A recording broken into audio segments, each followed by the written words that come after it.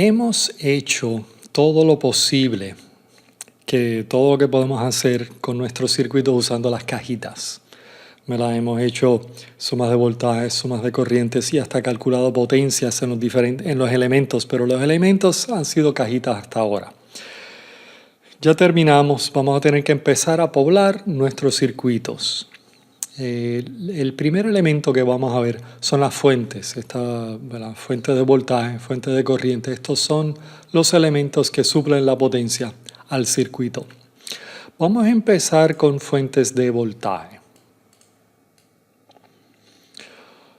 Una fuente de voltaje, o en este caso una fuente independiente de voltaje, siempre tiene el mismo voltaje en los terminales.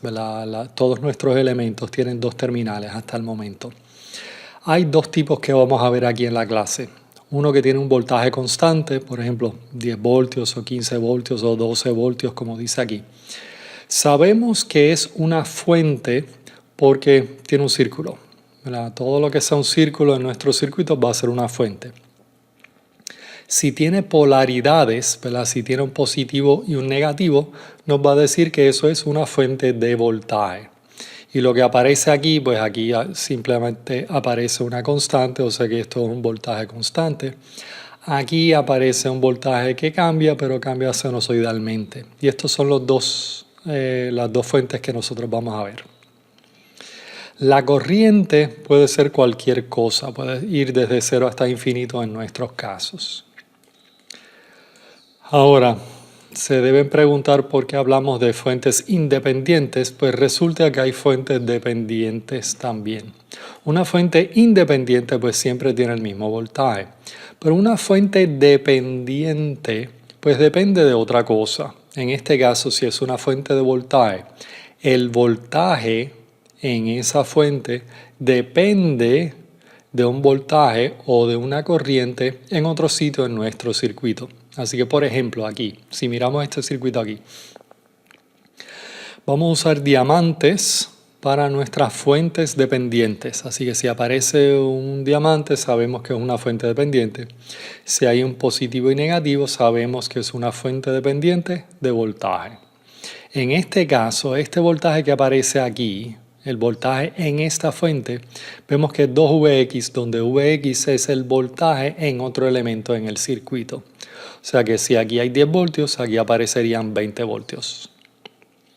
Ahora, aunque es una fuente de voltaje, podría depender de una corriente en otro sitio en el circuito. Así que, por ejemplo, podríamos tener este caso aquí, donde esta fuente de voltaje depende de la corriente en otro elemento. Así que vamos a suponer que definimos Ix, la corriente bajando en este elemento aquí.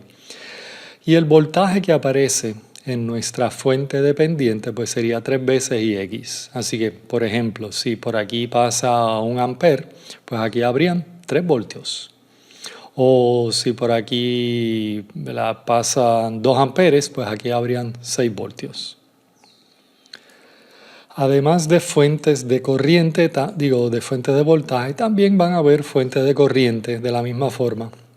Las fuentes independientes son círculos de nuevo, así que si aparece un círculo es una fuente. Si tiene polaridades es de voltaje. Si tiene una flechita indicando la dirección de la corriente, entonces es una fuente de corriente.